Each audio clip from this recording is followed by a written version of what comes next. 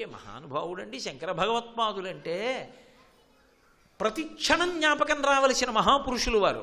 వారు జ్ఞాపకానికి రాకపోతే కృతజ్ఞత అంతే. అటువంటి వాంగ్మయం ఇచ్చారు.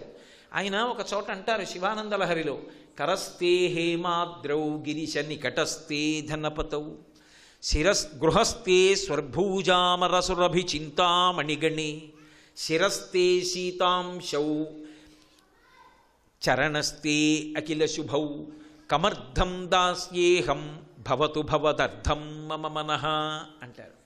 చూడండి, ఎప్పుడైనా ఎవరికైనా ఏదైనా ఇస్తున్నాం అనుకోండి, వాళ్ళు ఉపయోగించుకు సంతోషించేదైనా ఇవ్వాలి, లేదా వాళ్ళ దగ్గర లేనిదైనా ఇవ్వాలి.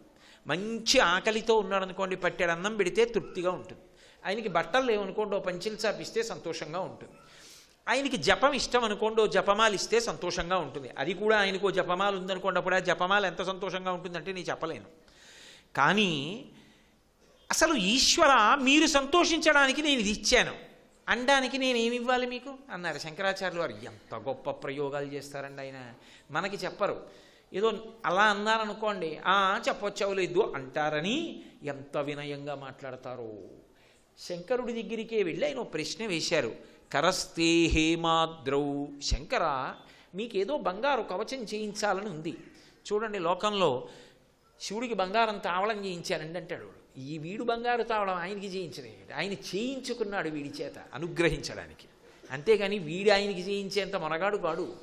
అయ్యా, ఈశ్వరుడు నా చేత బంగారు తావళం చేయించుకున్నాడండి అన్నవాడు గొప్పవాడు.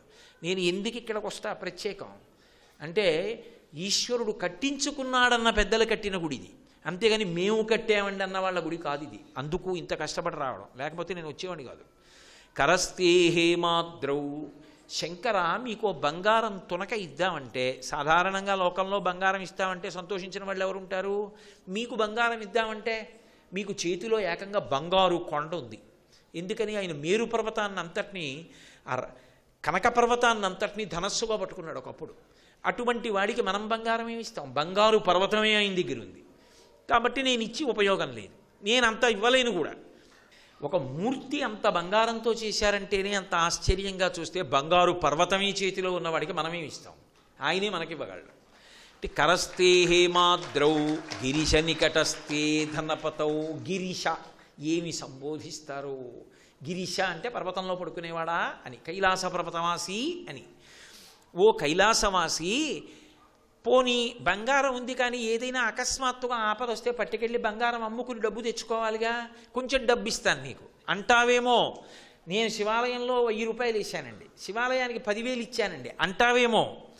నువ్వు కాదు, ఎప్పటినుంచో ఆయన పక్కన గిరీశ నికటస్తే ధనపతౌ, నవనిధులకు అధిపతి అయిన కుబేరుడు ఇలా చేతులు కట్టుకుని పక్కనే ఇలా నించుంటాడు.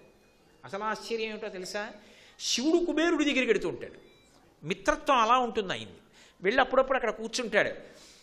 ఇప్పుడు కాదు, ఎప్పటి నుంచో ఇలాగే ఉన్నట్ట కుబేరుడు. ఎందుకనంటే, కుబేరా ఏమైనా ఇస్తావా అని ఎప్పుడైనా అడుగుతాడేమో. జీవితంలో అవకాశం అలా అంటే ఇద్దామని. నవనిధులకు అధిపతి కుబేరుడు. ఇప్పటికి అడగలేదు, ఎప్పటికీ అడగడు. ఆయనకే రాలేదు అవకాశం, నేనేమి ఇవ్వను. నేను ఇవ్వనా? నేను ఇచ్చే రూపాయి పావలా నీ గొప్ప? నాకున్నది స్వీకరించి నన్ను ధన్యుణ్ణి చేశాడన్నవాడు గొప్పవాడు, కానీ నేను రూపాయి పావలా వేశానన్నవాడు గొప్పవాడు ఎలా అవుతాడు? నా బోటిగాడి గురించి నేను చెప్పేది, మీ వంటి పెద్దల గురించి కాదు. గిరిశ నికటస్తే ధనపతౌ గృహస్థే స్వర్భూజామరసురభిచింతామణిగణి.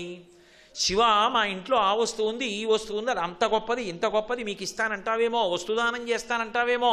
అసలు శివుడి ఇల్లు దేంతో కట్టారో తెలుసా? గృహస్థే స్వర్భూజామరసురభిచింతామణిగణి. స్వర్భూజామర అంటే కల్పవృక్షాలు.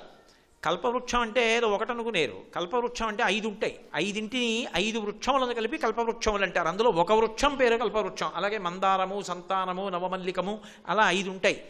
ఈ 5 కల్పవృక్షాలకి ఓ లక్షణం ఉంటుంది. దాని దగ్గరికి వెళ్ళి ఓ కోరిక చెప్పామనుకోండి, అది విని సంతోషించి కొంతసేపు అయిపోయిన తర్వాత తన చిగురుటాకుల చేత అందిస్తుంది.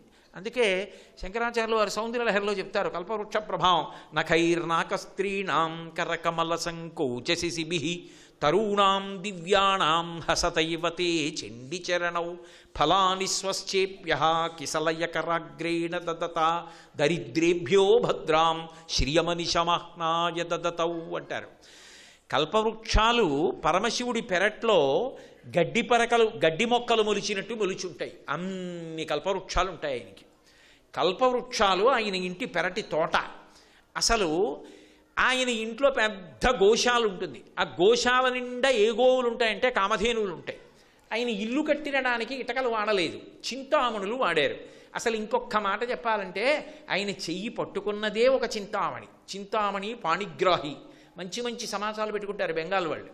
చింతామణి పాణిగ్రాహి అంటే చింతించినంత మాత్రం చేత కోరికలు తీర్చగలిగిన పార్వతీదేవి యొక్క పాణిని గ్రహించినవాడు ఆయన. చింతామణులతో ఇల్లు కట్టుకున్నాడు. ఇన్నిటితో ఇల్లు కట్టుకున్నవాడంటే ఆ ఇంట్లో లేనివే ఉంటాయి. ఈ ఇంట్లో ఇది ఉంటే బాగుండని ఆయన అనుకుంటే ఇవ్వడానికి ఇవన్నీ ఇంటి నిండా ఉన్నాయి. చింతామణి నేను ఇచ్చేస్తానని, కామధేనువు నేను ఇచ్చేస్తానని, కల్పవృక్షం నేను ఇచ్చేస్తానని దెబ్బలాడుకోవడానికి ఆ ఇంట్లో ఉంటే నా దాకా ఓ అవకాశం వస్తుందా?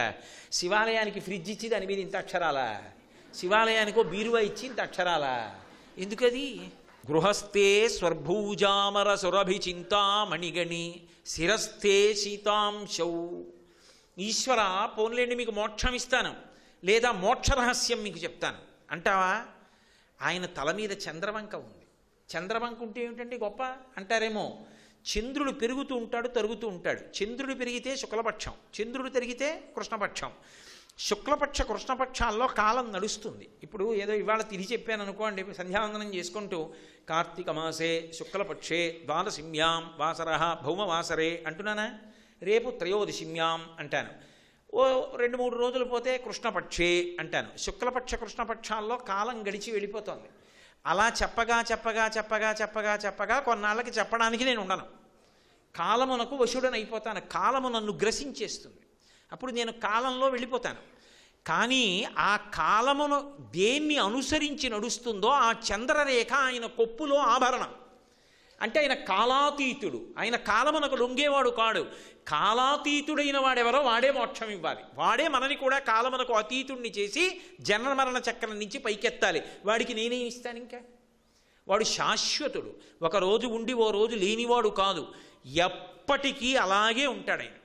అలా ఉంటాడు కాబట్టి శంకరాచార్యులు వారు ఆయన గురించి స్తోత్రం చేస్తూ ఒక మాట అంటారు. శంకరుడు అన్న మాటకు అర్థం చెప్తూ, షణ్ముఖనాథుడు షడూర్ములకు అతీతుడైనటువంటి వాడు సంబసదాశివుడు అని. ఎప్పుడు నిత్యుడై అలాగే ఉంటాడు. అందుకే బ్రహ్మమస్తకావలి నిబద్ధతే నమః శివాయ అంటారు. ఆయన గురించి స్తోత్రం చేస్తూ, పునుకల పేరు కంఠమున భూరి భుజంగము భూషణంబుగా అనయము భస్మధారణము ఎద్రి నివాసము మీరు విల్లుగా అనుబుగ దంతి చర్మమును హస్తములందు కపాలచూలముల్ పడిబడిదల్తు శంకరు కృపావరు రూపమును ఆశ్రయించదన్ అని. మెళ్ళో పెద్ద పుర్రెలమాల వేసుకుంటాడు. ఇట పుర్రెలమాల ఏమిటి? మళ్ళీ అమంగళకరం కాదా? అలా మెళ్ళో పుర్రెలమాల వేసుకుంటే ఎవడైనా దగ్గరికి ఎడతాడా? మరి ఆ పుర్రెలమాల ఏమిటి అంటే అమంగళకరంగా కనపడేటటువంటి పరమమంగళప్రదుడు లోకంలో శంకరుడు ఒక్కడే. పైకి అమంగళకరంగా కనపడతాడంతే. ఆ పుర్రెలమాల ఏదో ఏ పుర్రె కనపడితే ఆ పుర్రె తీసుకొచ్చి పెట్టుకోడు మెళ్ళో. ఈ లోకములన్నీ ప్రళయంలో తనలోకి తీసేసుకుంటాడు. మహాప్రళయం అంటారు. 3 రకములైన ప్రళయాలు చేస్తాడు. ఏదో శివుడు లయకర్త అంటే హడిలిపోతూ ఉంటారు. అయ్యి బాబోయ్ చంపేస్తాడండి అంటారు. కాదు, అసలు శివానుగ్రహం లేకుండా ఒక రోజు బ్రతకడు. అందుకే శాపం ఇవ్వవలసి వస్తే ఏమని శాపం ఇస్తారో తెలుసా? 2 ఇస్తారు. ఒకటి, నీ ఇంట జిల్లేడు చెట్టు పుట్టుగాక అంటారు. ఇంట్లో జిల్లేడు చెట్టు పుట్టింది అనుకోండి, ఆ ఇంట్లో లక్ష్మి వెళ్ళిపోతుంది. జిల్లేడు చెట్టు పుట్టిన ఇల్లు మొండి గోడలతో నిలబడిపోతుంది కొంతకాలానికి. అందుకే ఇంటి లోపలికి జిల్లేడు చెట్టును ఉండనివ్వరు. గోడ బయట జిల్లేడు చెట్టు ఉంటుంది తప్ప. ఐశ్వర్య భ్రంశం అవ్వాలంటే నీ ఇంట జిల్లేడు చెట్టు పుట్టాలని వెళ్ళిపోతారు. 2, నీకు శివభక్తి కలగకుండుగాక. వాడు తరించడు ఇంకా. అందుకే చేతులారంగ శివుని పూజింపడేని, నోరు నొవ్వంగ హరికీర్తి నుడువడేని, దయయు సత్యంబులునుగా తలపడేని, కలుగనేటికి తల్లుల కడుపు చేటు అంటారు. ఆ శివభక్తి అనేటటువంటిది ఉన్నదే, అది అత్యంత ప్రధానమైనటువంటి భక్తి. ఎందుకని అంటే ఆయన 3 ప్రళయాలు చేస్తాడు. ఏమిటా 3 ప్రళయాలు అంటే మొదటి దాన్ని నిత్య ప్రళయం అంటారు. ప్రతిరోజు చీకటి పగటి వేళ అమ్మవారు, రాత్రి వేళ పరమేశ్వరుడు. రాత్రి సమస్త ప్రాణులకు శాంతినిస్తాడు. తూర్పుగోదావరి జిల్లాలో అమలాపురం అని ఒక ఊరు. ఇప్పుడంటే పెద్ద సేతు ఒకటి పడింది అనుకోండి, తేలిగ్గా వెళ్ళిపోతున్నాం. ఒకప్పుడు నేను అమలాపురం ఉపన్యాసం చెప్పడానికి వెడితే ఆ రోజుల్లో నియమాలు ఉండేవి. ఎవరి కారు కూడా పుచ్చుకునేవాడిని కాదు, నా డబ్బులతో బస్సు ఎక్కే వెళ్తుండేవాడిని. అలా వెళ్ళినప్పుడు ఎప్పుడో మధ్యాహ్నం బయలుదేరితే సాయంకాలం ఎవరింట్లోనో సంధ్యావందనం చేసి ప్రవచనం అయిపోయిన తర్వాత పలహారం చేసి బస్సు ఎక్కి కూర్చుంటే రాత్రి 1 గంట కాకినాడలో దిగి నడిచి వెడుతుండేవాడిని. ఆ రాత్రి వెడుతుంటే నిశ్శబ్దం, సమస్త ప్రాణులు నిద్రపోతాయి. ఆ నిద్రకి కూడా ఆయన ఇటువంటి లక్షణం పెట్టాడు. మనుష్యుడైతే శరీరాన్ని చాపి పడుకుంటాడు, మనుష్యుడు వినా మిగిలిన ప్రాణులు ముడుచుకు పడుకుంటాయి. కుక్క కూడా ముడుచుకుపోయి పడుకుంటుంది. మనుష్యుడు ఒక్కడు శరీరాన్ని చాపి పడుకుంటాడు. అందుకే చూడండి, అబ్బా కూర్చుని నిద్ర పట్టదండి, అలా శరీరం కాస్త అలా సాగినిస్తే అంటాడు. ఆ చాపి పడుకుంటాడు. ఆయన అనుగ్రహంతో సమస్త ప్రాణులు నిద్రపోతుంటాయి. నిర్మానుష్యంగా ఉంటుంది. అప్పుడు ఆ రాత్రి నిద్రాకాలిక సుఖం ఇస్తాడు. తెల్లవారేటప్పటికీ ఇంద్రియాలకి శక్తినిస్తాడు. ఆకలేస్తుంది, అన్నం తింటాం. నిద్ర పట్టకపోతే ఆకలేదు, కడుపు నిండకపోతే నిద్ర పట్టదు. రెండిటికి అనుబంధం. నిద్రాకాలిక సుఖమిచ్చి ప్రతిరోజు రాత్రి సమస్త ప్రాణులకు శాంతినిస్తాడు. 4 రోజులు నిద్ర పట్టలేదనుకోండి, తల పగిలిపోతుందంతే. ఆయన ప్రతిరోజు 12 గంటలు దాటగానే చీకటి పడేటట్టు చేసి నిద్రపుచ్చుతున్నాడు. ఎంత అనుగ్రహ ప్రదాత ఆయన. అందుకని నిత్య ప్రళయం అంటారు దాన్ని. అలాగే ఆత్యంతిక ప్రళయం అంటారు. భక్తితో జీవితాన్ని గడపగా ఏదో ఒకనాడు అకస్మాత్తుగా ఆయన జ్ఞానం ఇస్తాడు. ఆ జ్ఞానము చేత తాను ఎవరో ఇరుకలోకి వస్తుంది. నేను ఆత్మ అన్న అనుభూతి ఎందు నిలబడతాడు. అది అద్వైతానుభూతి అంటారు. అద్వైతము నోటితో చెప్పేది కాదు, అనుభూతి. అద్వైతానుభూతి ఎందు నిలబడతాడు. దాన్ని జీవన్ముక్తుడు అంటారు. ఇక ఆయన శరీరంతో ఉన్న ముక్తి పొందినవాడే. ఎప్పుడో శరీరం పడిపోతుంది, విదేహమోక్షము అంటారు. అప్పుడు ఆయన శరీరాన్ని భూమిలో పెట్టి తులసికోట పెడితే బృందావనం, శివలింగం పెడితే అధిష్టానం అంటారు. జ్ఞానమిచ్చి మోక్షమిస్తాడు. అది ఆత్యంతిక ప్రళయం. ఇన్ని కోట్ల జన్మలెత్తినా తనని పొందకుండా జన్మ పాడు చేసుకుని తిరుగుతున్న వాళ్ళని కొన్నాళ్ళు విశ్రాంతినివ్వాలనుకుంటాడు. ఎన్నాళ్ళు తిరుగుతావురా ఇలా? పునరపి జననం పునరపి మరణం పునరపి జననీ జఠరే చైనం దిహ సంసారే బహుదుస్తారే కృపయాపారే పహిమురారే అంటారు మోహముద్గరంలో. గజేంద్రమోక్షణ ఘట్టంలో గజేంద్రుడు అంటాడు, అలయక సొలయక వేసట నొలయక కరి మకరితోడ నుద్దండత రాత్రులు సంజలు దివసంబులు సలిపెన్ పోరొక్క 1000 సంవత్సరముల్ అన్నారు పోతన గారు. ఇప్పుడంటే ఈ శరీరంలో ఉన్నా, ఈ శరీరంలో రావడానికి ఓ శరీరం వదిలిపెట్టానా? అలా ఎన్ని కోట్ల శరీరాలు వదిలేనో. వదిలినప్పుడు రాత్రి బాధపడ్డానో, మృత్యుదేవతతో పోరాడుతూ ప్రదోషవేళ దెబ్బలాడానో, అందరూ నిద్రపోతుండగా రాత్రి దెబ్బలాడానో, ఒక్కణ్ణి ఎంత పెనుగులాడానో, ఎంత కష్టపడ్డానో, చివరికి చెమట పట్టి యుద్ధం చెయ్యలేక వేసారిపోయి ఆ మృత్యువు ఒడిలో తలపెట్టి శరీరం వదిలిపెట్టేశాను. అలయక సొలయక, అబ్బా అలసటగా ఉందని యుద్ధం చేయకుండా వదిలేయడం కుదురుతుందా? అలయక సొలయక వేసట నొలయక కరి మకరితోడ నుద్దండత రాత్రులు సంధ్యలు దివసంబులు సలిపెన్ పోరొక్క 1000 సంవత్సరముల్. సహస్రం అంటే అనంతం. ఎన్ని జన్మలు యుద్ధం చేశాను. చేసి చేసి చేసి చేసి చిట్ట చివరికి శాశ్వత స్థానాన్ని పొందలేక అమ్మ కడుపులోకి దూరా రుద్రభూమికి వెళ్ళా. మళ్ళీ అమ్మ కడుపులోకి రాను, మళ్ళీ రుద్రభూమికి వెళ్ళను. అందుకే అమ్మ మొదటి గురువు అయింది. మాతృదేవో భవ అని. ఎందుకో తెలుసా? అమ్మ ఎందుకు మొదటి గురువు అంటే, ఊయలలో పడుకోబెట్టి ఏ అమ్మైనా ఒకటే పాట పాడుతుంది, అళరా హాయి అంటుంది. అలా వెళ్ళి ఇలా వస్తే పిచ్చాడా సంతోషంగా ఉంది, నీకు ఇది అలవాటు అయిపోయింది. ఇక్కడ పుట్టడం, అక్కడ వదలడం, మళ్ళీ అక్కడ పుట్టడం, మళ్ళీ ఇక్కడ వదలడం, ఈ తిరగడం అలవాటైంది. తిరగడంలో సంతోషించకు, తిరగకుండా నిలకడగా ఉండడం నేర్చుకో.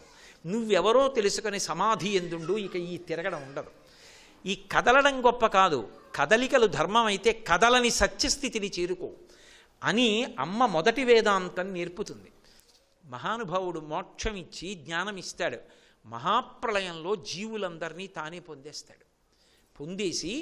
అందరికీ కొంతకాలం విశ్రాంతినిస్తాడు, మళ్ళీ పుట్టుక లేకుండా.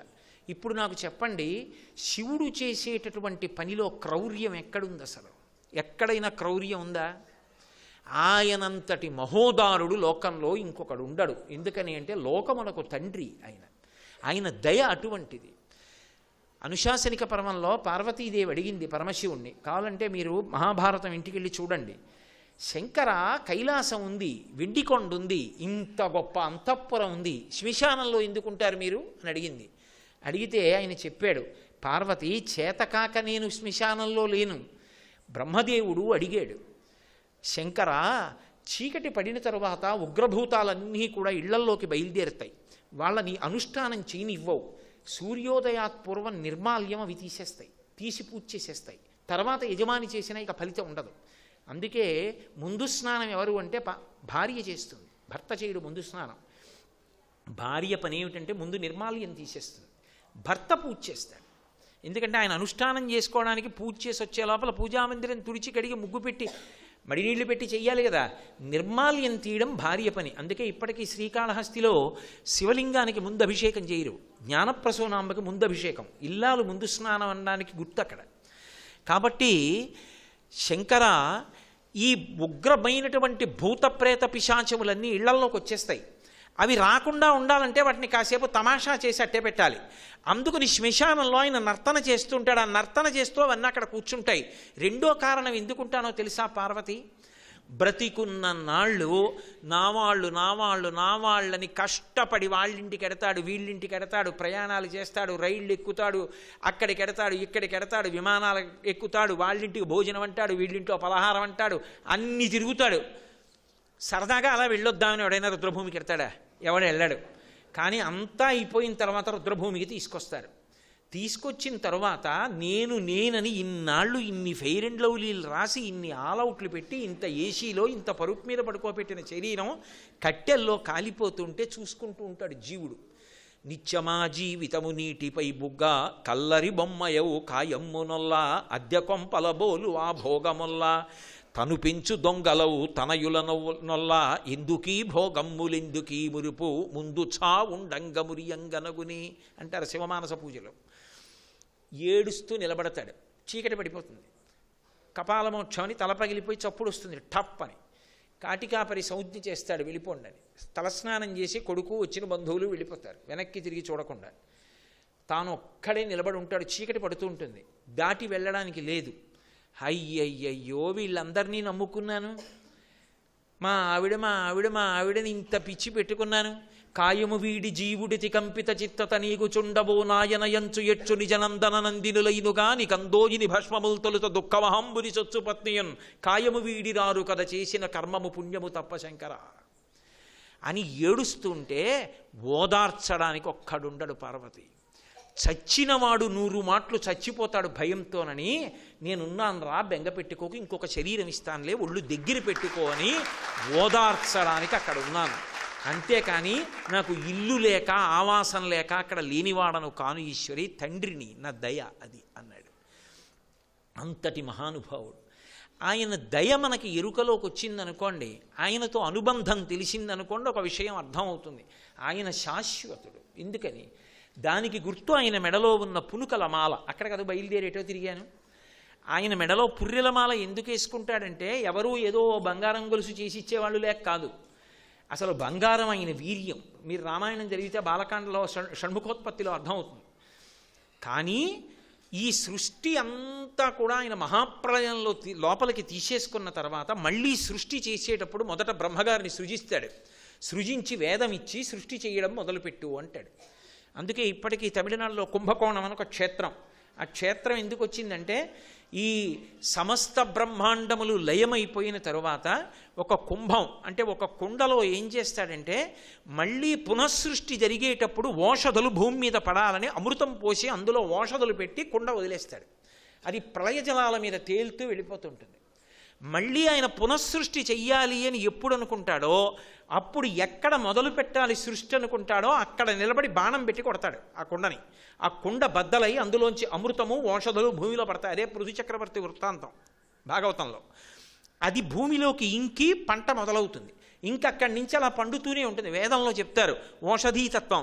ఓ గింజ తిన్నాననుకోండి జీర్ణమై శక్తినిస్తుంది. ఇన్ని వడ్లు తీసుకెళ్ళి భూమిలో వేశాననుకోండి మళ్ళీ ఇన్ని కంకులు వచ్చి ఇంత ధాన్యం వస్తాయి. ఓషధీతత్వం అంటారు. అలా ఓషధీతత్వం అమృతంతో కలిసి భూమిలో మళ్ళీ మళ్ళీ పెరిగేటట్టుగా అనుగ్రహిస్తాడు. అనుగ్రహించి కుండ బద్దలైపోయి అమృతము ఓషధులు భూమిలోకి వెళ్ళిపోతాయి. ఆ కుండ నీళ్లలో నిలబడిపోతుంది. బద్దలైపోయిన కుండ అది శివలింగం అయిపోతుంది. సృష్టి అక్కడ ప్రారంభమైందని గుర్తు, కుంభకోణం. అందుకే కుంభము బద్దలైనటువంటి ప్రాంతం, అక్కడ సృష్టి మొదలైంది అని. అందుకే ఇప్పటికీ అక్కడ నీటితో అభిషేకం చేయలేదు, మట్టి లింగం, అది కరిగిపోతుంది. ఎందుకంటే కుండ కదూ మరి లింగాకృతిని పొందింది. అందుకని అక్కడ అభిషేకం చేస్తే మల్లె నూనె అటువంటి వాటితోటే అభిషేకం చేస్తారు. కాబట్టి మళ్ళీ పునః సృష్టి చేసినప్పుడు ముందు బ్రహ్మగారిని సృజించి ఆయనకి వేదం ఇచ్చి సృష్టి చేయమని చెప్తాడు. ఆయనకి వేదం ఇచ్చి సృష్టి చెయ్యమని చెప్పిన తరువాత బ్రహ్మగారు ఈ లోకములను సృజిస్తాడు, ఇంతమంది ప్రాణుల్ని. కొంతకాలం అయిపోయిన తర్వాత బ్రహ్మగారు కూడా పడిపోతాడు. పడిపోతే ఆయన 4 తలకాయలు కూడా రుద్రభూమిలో పడిపోతే ఏం మర్యాద? అందరికన్నా పెద్దవాడు, ముందొచ్చినవాడు, ఈ సృష్టి చేసినవాడు, ఆయన పుర్రె కూడా పడిపోతే ఏం బాగుంటుంది అని ఆ పుర్రె తీసి ఓ తడపకి చుట్టుకుని మెళ్ళో వేసుకుంటాడు. ఇప్పుడు అలా ఎన్ని పుర్రెలు ఆయన మెళ్ళో అయ్యాయంటే అదో పెద్ద మాలైంది. సర్వం శ్రీ ఉమామహేశ్వర పరబ్రహ్మార్పణమస్తు. స్వస్తి.